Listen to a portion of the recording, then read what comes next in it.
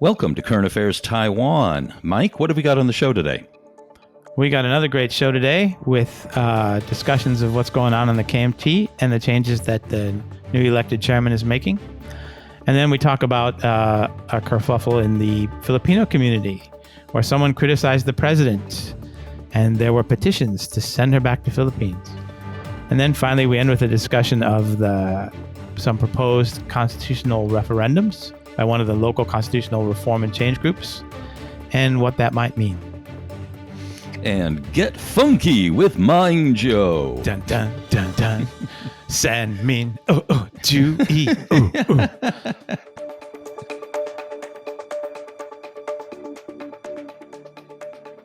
All right, folks. Welcome back to another sterling edition of Current Affairs Taiwan. I'm Michael Turton, and I'm here with Donovan Smith, the redoubtable commentator and news reporter on Taiwan politics. Donovan, do we have a sponsor? It's great to be here. And it's unfortunately, we don't have any sponsors. We're looking to you, our audience. If you want to sponsor us, please get in touch. I'll second that. Because we're sterling, or at least gold-plated. All right, so this week, the New Power Party, which is a small party on the left that's green, came out with a couple of polls that they had Trend Survey Research do on... I think that's who did it for Yeah, on the Han Kuo-yu recall in Kaohsiung. As listeners may recall, that there's a movement out there now that has now become real, and the vote is going to be June 6th to recall Han Kuo-yu, the KMT mayor of Kaohsiung, for not doing his job, basically. And there was a second set of polls on the performance of the city mayors in fighting coronavirus, and that had some really interesting results. So what do we know about the Han Kuo-yu recall, Donovan? It was now the poll, keep in mind that it only had a sample of 800 some odd people. But it said something like 52% were in favor, 52.1% of Kaohsiung residents approved of voting to recall Han. Now, separately also in that poll, it found that 40 some odd percent, I think it was 44%, if memory serves, of respondents said they were definitely going to go out for the recall vote, and another 20 some odd percent said they were considering going out. Now, for the poll to be valid, they need at least 25% of the voting public to participate in the vote.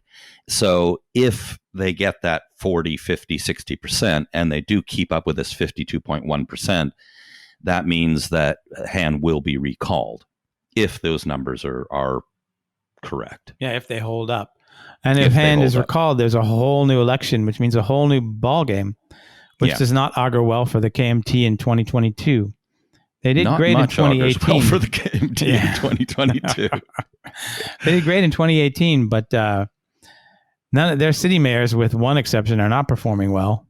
Liu Xiaoyan here in Taichung is not very popular. No. And of course, Han Kuo-yu is going to be recalled. And you mentioned there was actually a recall movement out against Liu here in Taichung too, but it's not making much headway.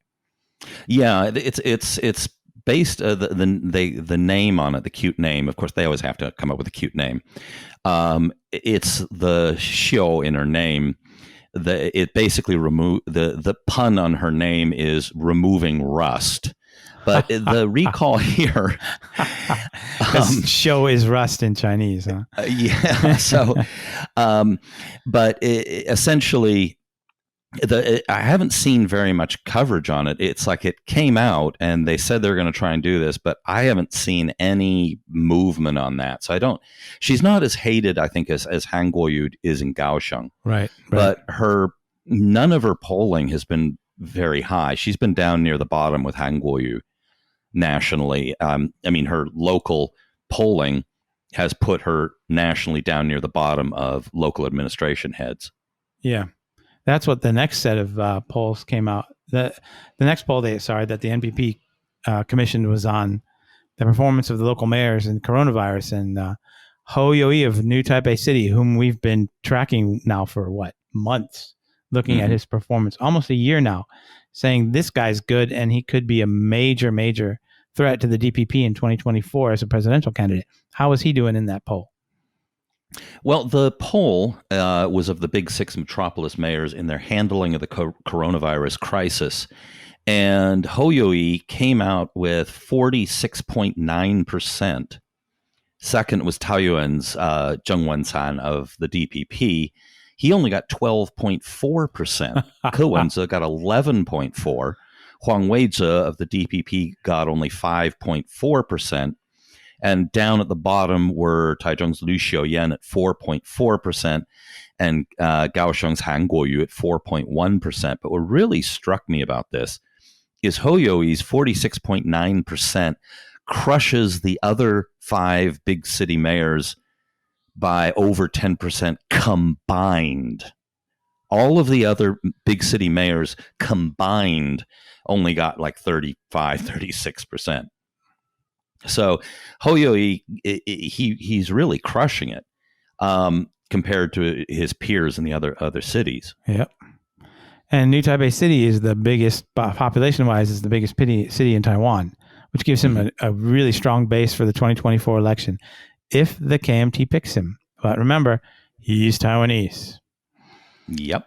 Yeah. Now, admittedly, Johnny Chang is Taiwanese as well, but we've got next May, we've got the next KMT chair race. So Who knows who's going to be the chair when it comes time to decide their next presidential candidate. I'm rooting for Han Guoyu. Well, he's apparently on the Central Standing Committee. Yep. Which Hou You-yi turned down. Yep. So speaking of the KMT and the Central Standing Committee and all that stuff, the KMT is busy trying to reform. And we were talking before we started the show about how practical the new chairman, Jiang Qichen, Johnny Chiang, is in his approach to what he's been doing with the KMT, and what is the latest that they did this week? Well, they've done a few things. He was over in Jinmen talking about cross-strait relations, and he didn't really say anything new. He said that, we need to find something that is agreeable to China but protects Taiwan's sovereignty and the safety of Taiwanese people. Because they're still trying to formulate what their new cross-strait policy is. They're still consulting on it, so they don't really have one yet. But it smells like it's going to be a attempt to formulate a new 92 consensus under a new name, essentially. What was the other thing they did this week? Oh, there was the youth movement. Didn't Ma Ying-jeou? We were laughing about that on Facebook. They're going to haul out Ma Ying-jeou as a new attraction for the youth. Mm-hmm. Maybe 30 years ago, that would have been good. Yeah, that's right. Yeah, they and I was reading the article about it, and essentially they were going to start doing these new forums where they're going to have some youth in the audience, and they were going to bring in people that are going to broadcast these online. And, it was like I was reading through the article, and it was actually kind of so far so good. It was, in other words, what they wanted to do is create a forum where new, ideas would be talked about. It would be online. It would be accessible. It would bring in younger voters. And it was like I was reading through it, and I was going, "Yeah, okay, this actually makes sense. This is not a bad idea for the KMT, assuming that they can get good people." And then they came out with who's going to be their very first inaugural guest. Just think, if you were the KMT, you wanted to pick someone who could really reach out to the youth and bring them over to the KMT and fill them with excitement, and they picked Ma Ying-jeou, who the youth rose up against in the Sunflower Movement. Yep. It was so tone deaf. And even 15 years ago, they were saying Ma was already too old before he was elected president. Yeah. During the SK2 movement, the youth movement, and that was in the 2001 to 2010 period, and that was years ago. And now here he is again. So it's like we've been saying, the new KMT is the old KMT. And this week, one of the old KMT moves they did was to reopen. They're going to reopen their international arm. And one of the things they're going to do is emphasize their emphasize their relations with the United States, which have soured in recent years because the U.S. has been more and more. Well, as you know, there's been a sea change in the United States in the last 3 years where the establishment is now against China. So then the KMT has suffered as a result of this. Then they want to upgrade their relations with the United States. They're seeking the right personnel. They're going to spend some money like the DPP does and get in an office there. Apparently, they think that it'll cost $500,000 US a year. It's going to be way more than that.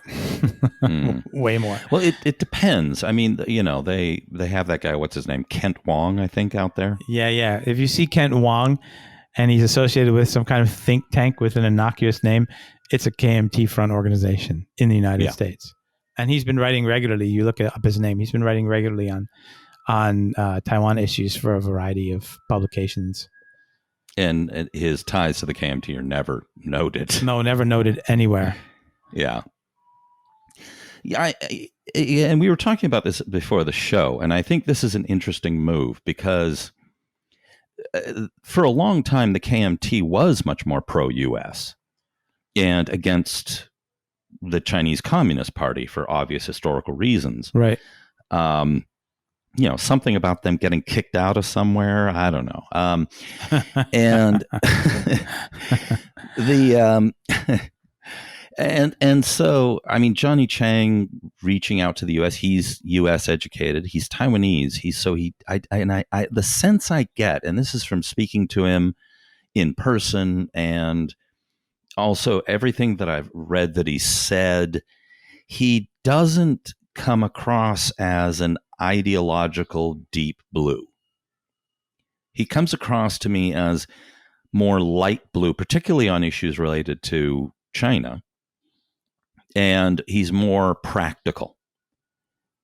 He's being native Taiwanese. I don't think he has any deep emotional attachment to China to the degree that, say, Ma Ying-jeou did. Right. Well, he was born there. So yeah. Well, Hong Kong. Although the rumors said he was born in Shenzhen or something like that. Yeah, there's some mess with his paperwork. A friend of mine suggested many years ago that the reason Ma's paperwork is funky, because he's filed different birth places depending on what paperwork he's filing, is that there's something that happened in China years ago that no longer has any application to the modern world, but nevertheless it causes him problems. So, you know, he's not actually trying to fool people or something. There's just some screw up in the past. And so his way of straightening it out is to keep changing his birthplace. Who knows? But several people have said that to me, that actually a lot of ordinary people who fled China had to do this kind of thing. Their paperwork's all messed up. Yeah, considering it was a war, yeah. Yeah, but remember, young voters, get down and funky with Ma Ying-jeou. Well, getting back to Jiang Qichen, Johnny Chang, he's a legislator from Fongyuan, just up the street from me, and he's NU now. Yep. And he's like you said, he's very practical. I've heard him speak a couple of times, and he's a good speaker. And I think actually being a local legislator gives him the kind of balance that the heavyweights in the top of the KMT don't have anymore, if they ever had it at all. So I'm very interested to see, but the key is not what he's going to do now. Not only what he's going to do now, but whether he'll be reelected in next May with the KMT election, chairmanship election. You know, my feeling is that he has a pretty good idea of what the KMT needs to do, and he's trying to make it happen. The problem he's got is it's like trying to teach an elephant to dance. Yeah. It's that it's not so much that I don't think he lacks the will. I don't think he lacks the intelligence. I don't think he lacks the purpose. I don't think and I think he does have a pretty clear understanding of what the problems that the KMT face are, but he's trying to change an organization that is very big, very stuck in its ways, and very hard to move. And the challenges he faces are huge. Yeah, the money challenge. I haven't seen anything in the news about the money issue. Not in a while, anyway. The only thing I've seen is that they're going to start cracking the whip on KMT officials needing to pony up money to donate to the party. Right. And because that was put in several years ago, but basically a whole lot of the KMT bigwigs were kind of like, yeah, whatever, and ignored it. So they're going to start cracking the whip on that, apparently. But that's not enough money. No, they're so deeply in debt. We covered this a few shows ago. We'll have to revisit it again soon. Yeah. And of course, if their new pseudo 92 consensus formulation comes out and the People's Republic goes, yeah, we don't like that, that may mean that funding may dry up from the Taishang or Taiwan or China-based Taiwanese businesses that funnel money through to the KMT. So he's very much in a series of rocks and hard places. Yep. Well, also this week there was a furor in the Filipino community, which actually touched my life in several different ways. But one of the overseas foreign workers here, one of the Filipinos here, who's a caregiver for down in Tsai, right? Yunlin County. Yunlin, that's where it is. Yeah, she posted a screed to Facebook attacking President Duterte of the Philippines in very nasty terms, curse words and whatnot. Quite a few, I gather. Yeah. And some of the local Filipino workers started a petition to have her deported. First, they had it running on Avaz.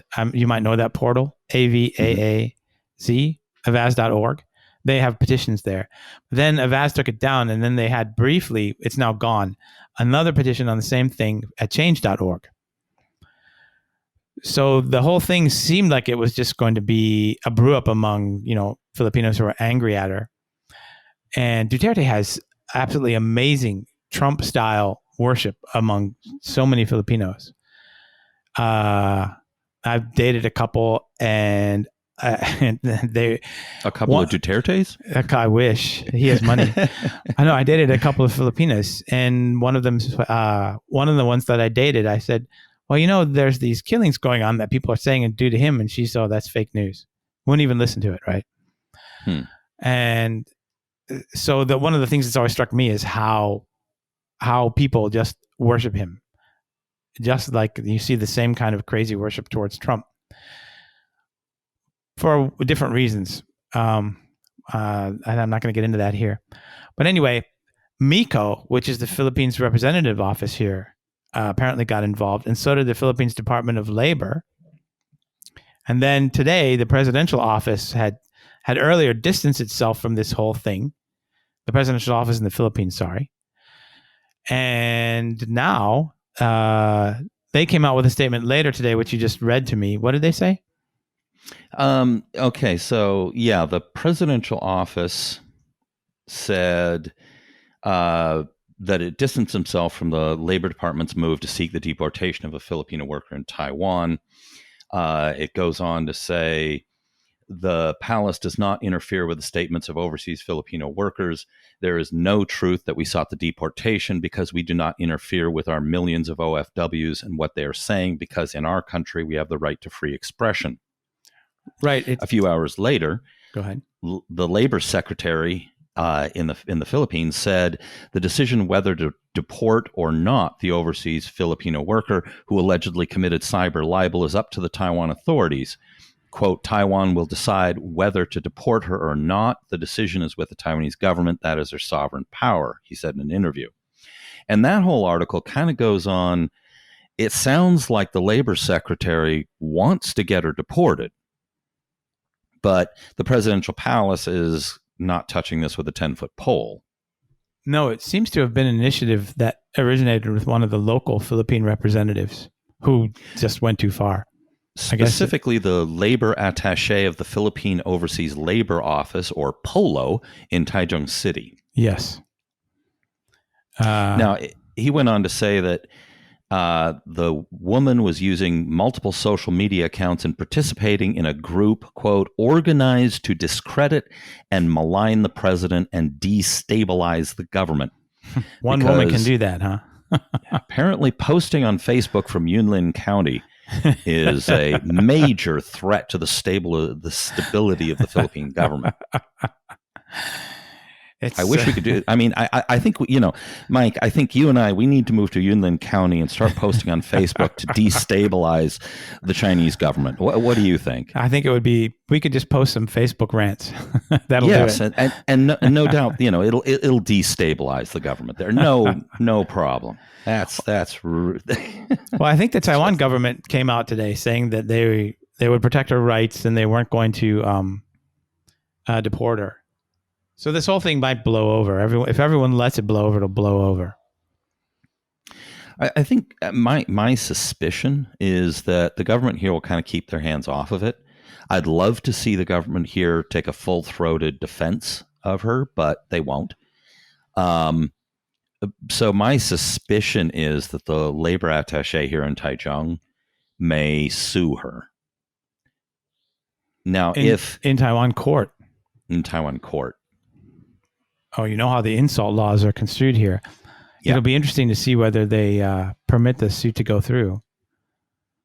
There's some other stuff they could do. I'm not even going to mention it, but it will occur to anyone who thinks about how papers are issued. Yeah. And who holds what. Well, the good news is I think the labor secretary doesn't have any control over her passport. Yeah.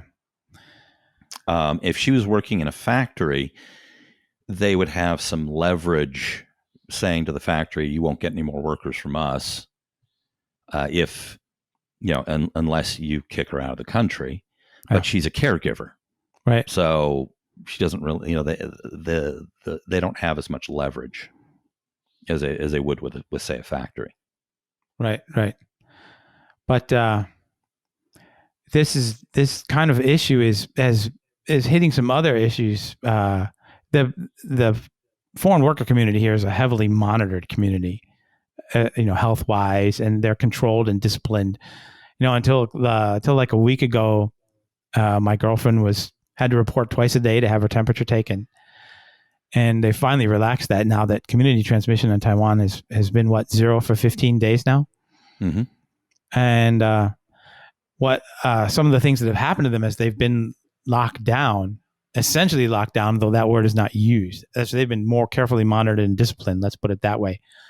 Some of the church services are shut down. So a friend of mine who volunteers for a Filipino NGO up in Taoyuan that was funded by the local Catholic Church has no funds now because there's no mass. And since there's no mass, no one is donating. And this is happening across the Filipinos community. So right when these overseas workers most need services, they're being taken away because of this virus and the surrounding discipline that the government imposes on this community, even though it hasn't been a source of any infections, as far as I can remember. Yeah, I mean, there was an Indonesian was one of the early cases, like number 20 or 30. Other than that, I think that was the only overseas worker here in Taiwan that came down with the coronavirus. Now, I watch the Central Taiwan News, obviously, for ICRT. Right.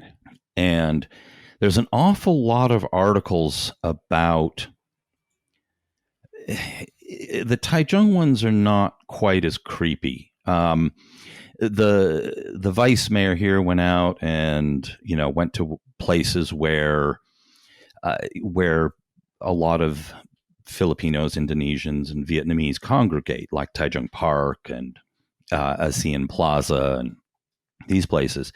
But they went there to just simply say, in various languages, here's, social distancing, wash your hands. And they also helpfully let them know things like, okay, the bathrooms here in Taichung Park are sterilized every hour, every 3 hours or something like that. And so it's fairly useful, but it gets kind of creepy in Zhanghua and Nantou, the way the governments there respond. They're much more intrusive, and they tend to target the community there in a way that they're really cracking down much harder and they're trying to get them locked down. In other words, they're working with the employers there to have them locked down. Yeah. And they do things like, and not just with the coronavirus, it's sort of in general, like Zhanghua launched a major crackdown on people not wearing helmets or, having the proper licensing for electric bicycles. But where did they conduct these crackdowns? Right near the factories, right where, again, people in this community would go. In other words, they targeted the crackdown, and they were open and blunt about it. I mean, they're like, there's so many of these foreigners riding these electric bikes, so, we went to where they are to crack down. Never mind that lots of Taiwanese also ride them. Never mind that all those four-wheel electric things that you see old people driving around, usually they're red and they have an umbrella roof. Those things have been illegal for over a decade now. Yep. They've not vanished from the streets. And I've never seen a cop, ticketing someone driving one. No. Who's going to give a ticket to an 80-year-old guy in an electric car? Well, the reason they don't is because they always outrun the cops. Yeah.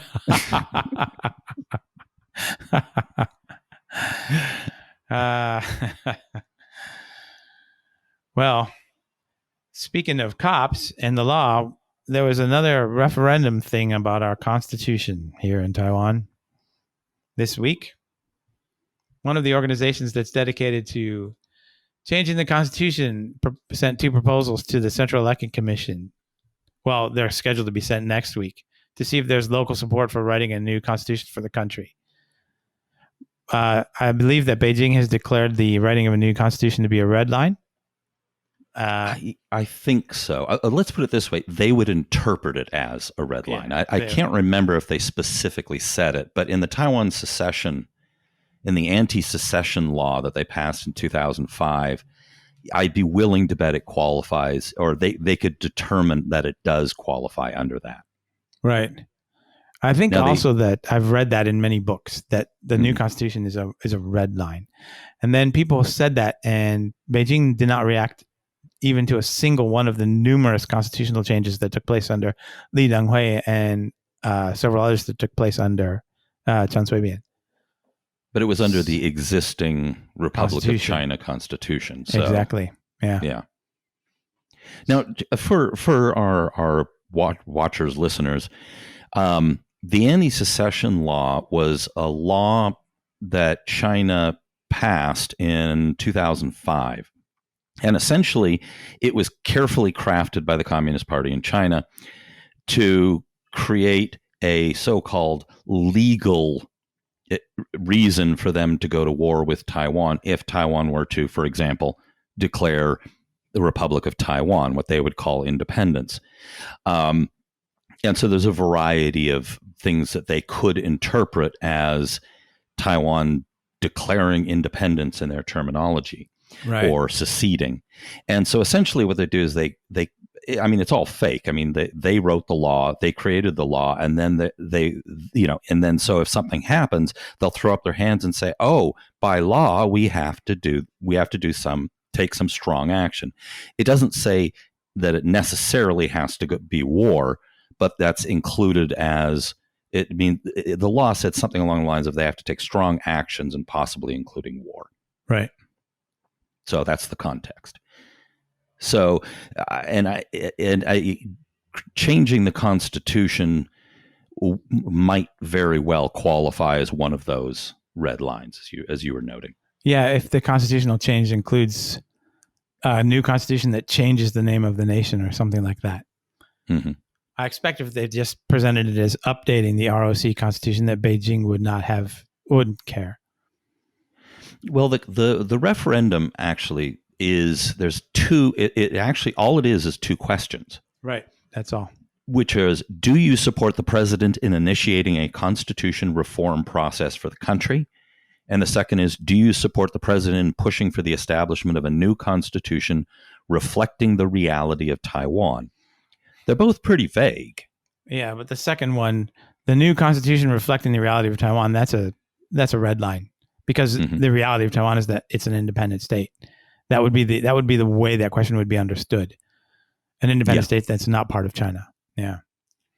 Although it could be interpreted by the government as saying, okay, well, we need a constitution that doesn't include Mongolia. Yeah, you can interpret that very conservatively. Yeah, but that would be the most conservative one, I think. The other one is so vague. It's a very typical question that these groups put out. Do you support the president in initiating a constitution reform process for the country? Who could say no to constitutional reform? Yeah. You have to actually understand the background of the question to see how it could possibly be a useful question. Mm-hmm. It's just too vague, like you said, much too vague. And I mean, Taiwan has a very kind of odd constitutional structure. It's got 5 different branches of government. Here a yuan, there a yuan, here a judicial, here a control. There,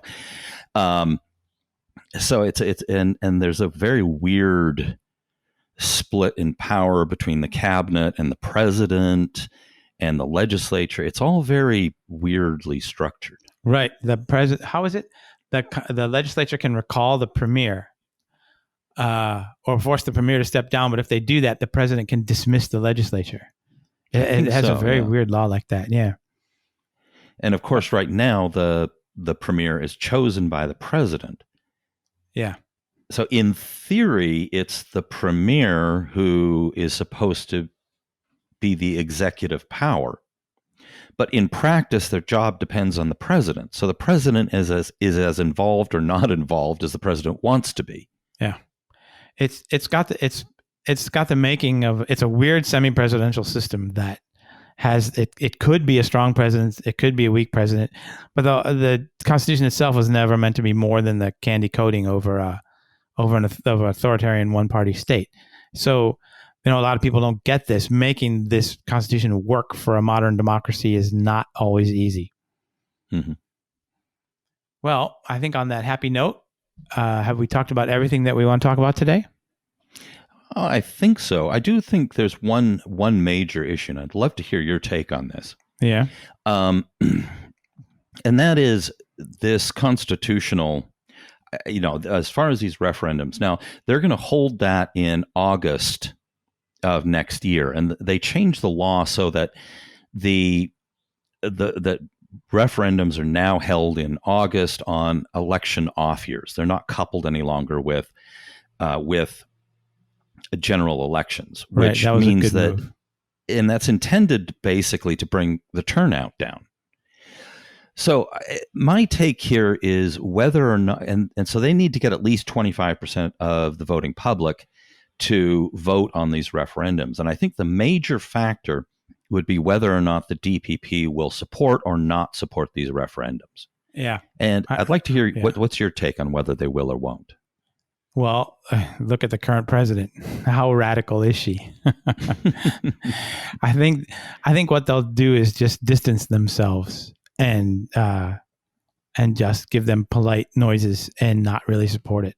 That would be the smart move, because you wouldn't want to be caged on an issue of this kind of importance and forced to do policies that you probably don't want to do. I mean,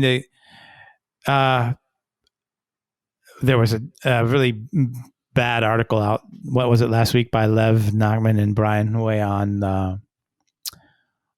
the DPP and its Taiwan. President Tsai is not pro-independence. Yeah, that conclusion, that statement, and calling on the media to stop calling her pro-independence was completely nuts. But their presentation of the DPP's policy which was adopted in the late 1990s, that the ROC, that Taiwan is already independent as the ROC. And so the 1996 election was basically the election that decided that, because then the people could choose their own government under that law. So that part was basically correct. They presented DPP policy, and of course then they completely misinterpreted it. They overinterpreted it and said, "Oh, this means the DPP isn't pro-independence," which of course is a claim that more radical, or however you want to put it, pro-independence parties say. They say about Tsai all the time. They're critical of her. She's not really pro-independence, which is absurd. She was on the group to help form Lee Teng-hui's special state-to-state relations policy between Taiwan and China. She's been anyway. So this wasn't an analytical piece. It was a partisan political attack disguised as a piece of analysis that took off from a very nice presentation of DPP policy and then veered into some strange space, which I don't think anyone really believes. So anyway, now you've lost my train of thought here.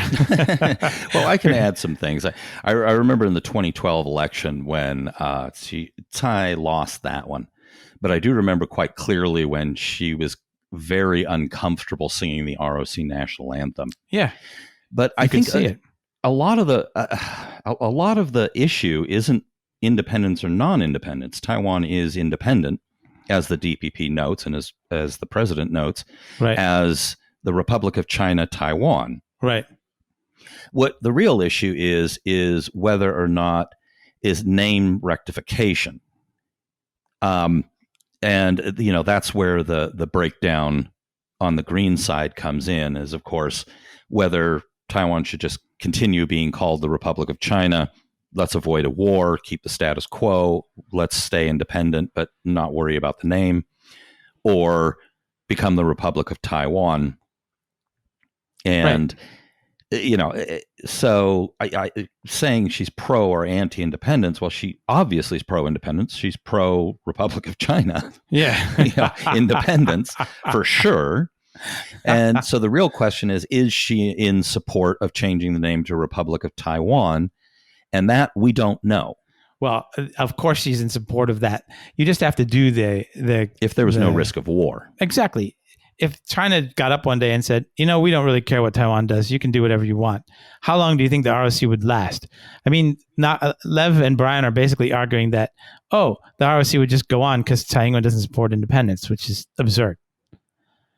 I mean, Of course, then right away she'd be talking about, let's start working on how we're going to change the name and restructure the government and get rid of all the China-related stuff like China shipbuilding and all that stuff that Chen Shui-bian tried to change. But let's not forget, Chen did all the name rectification stuff, and yet he also made pro-ROC noises whenever he had to. He led the, ROC Wan Sui cheer during speeches and all that stuff. That's because supporting the ROC is a tactical choice.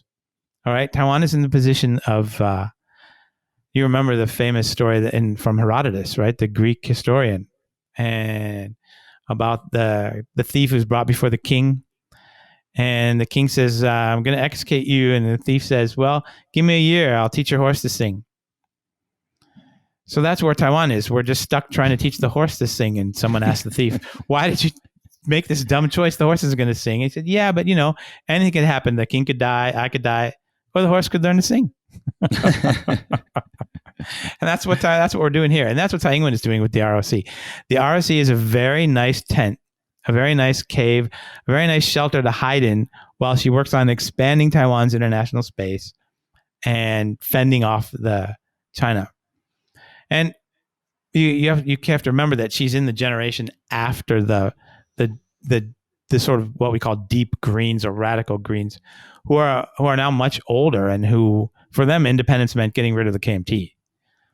And now the KMT is like, it's not on life support, but it's definitely trending down. And that's where we need it to be, right? Alive, but on life support. And I think Tsai knows this. And in any rooms into which she walks, she's going to be the smartest person there. And I have complete faith in her ability to finesse all these issues. And and she's pro-independence, guys. Sorry. My take is she's in the category of, they have that poll, which ranges from, unify now to independence now. And then they split up status quo into three. Right. And I suspect she falls into the category of status quo move toward independence. Yeah, that's what she's doing. Mm-hmm. And those categories are they exist. They're completely political. That poll exists to chop up support for independence into many, many categories so that it becomes invisible to the person looking at the poll. If you lump all the status quo people together, you'll soon find that support for Taiwan as some kind of independent state is way over 50%. I mean, that's what the status quo is. That's why Taiwanese opt for the status quo, because it's a weak form of independence and they can get it. Yeah. Yeah. Sometimes this debate, how long have I been watching this debate happen? 30 years now.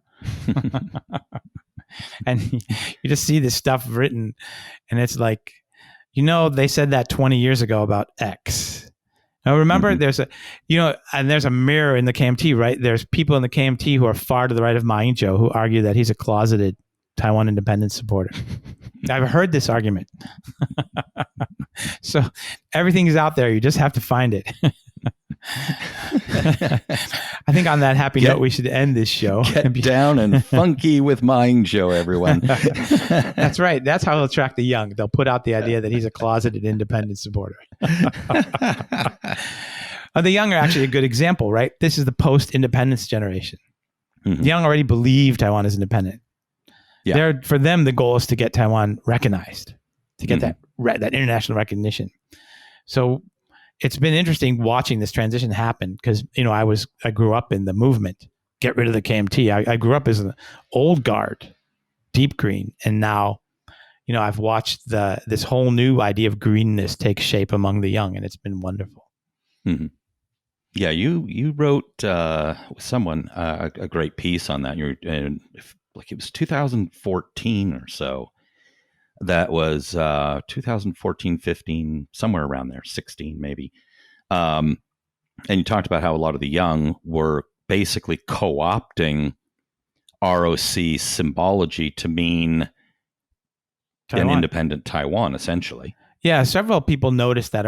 I think Ketty Chun wrote a piece on it as well, J. Michael Cole's wife, and a scholar in her own right, a scholar of the KMT, in fact. And she had written on that somewhere at about the same time, and I can't remember, unfortunately, where it was. But several people noticed how in the same way that black people have co-opted the N-word, right? Then it's the same kind of process. And now Taiwanese young people have co-opted the symbols of the ROC, especially the flag, and made it into something of Taiwan. So instead of them subsumed into the ROC, they've subsumed the ROC into their identity, which is quite interesting. All right. Yeah. We could be on this all night, man. You take care. All right. And you listeners out there, hope to see you again next week. And enjoy the coming week. And be sure to hit subscribe. And sponsor.